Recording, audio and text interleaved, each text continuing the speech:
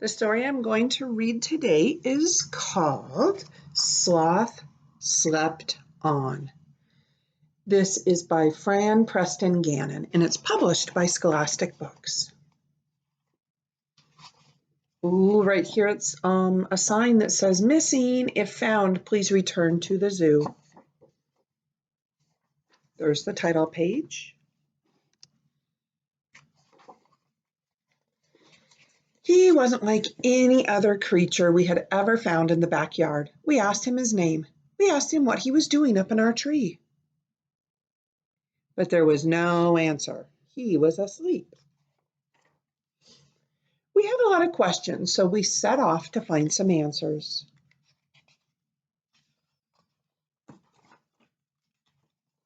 First, we asked Dad what he thought, but he was busy. We looked in all the books we could find. They were full of pictures and words and places and things, but there was nothing that looked like our new friend. Wonders of the desert, the rainforest, and Dad's reading the newspaper and it says, "Daily news, zoo breakout, zookeeper looks high and low for missing animal." He's reading animals of the ocean. We knew he wasn't an elephant. He didn't have a trunk. He wasn't a tiger either. He didn't have any stripes. He wasn't a horse or a bear. He let out a long snore. He was still asleep. Perhaps he didn't belong in our backyard at all. Maybe he had traveled for a long time from somewhere far away. Do you think he came from outer space? Maybe he was just a ferocious pirate who had been sailing the sea and was sleepy from all his adventures. Do you think he's a pirate? He might even be a brave knight who was exhausted from spending all his time fighting dragons. What about that? Do you think he's a knight? Look! The rainforest! He is not an elephant or an astronaut or a pirate or a knight. He is an animal called a sloth.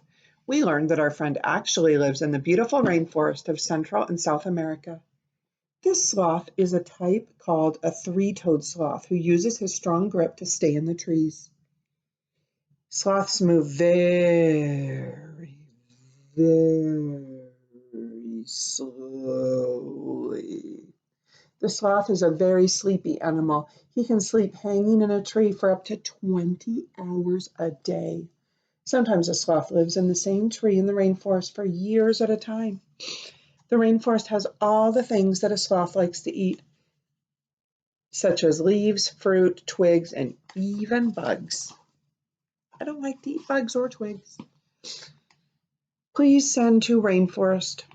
The rainforest sounded wonderful. We decided there was only one thing to do. We found a nice big box, all the stamps we could find. We packed him some lovely leaves to eat and toys for the journey.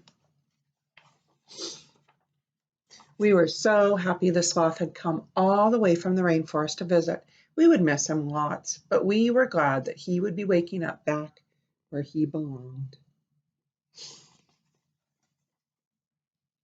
Deep in the rainforest, the sloth finally stirred. He had been having the most wonderful sleep.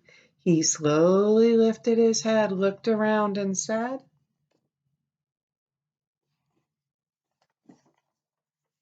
"Excuse me, which way is the zoo?"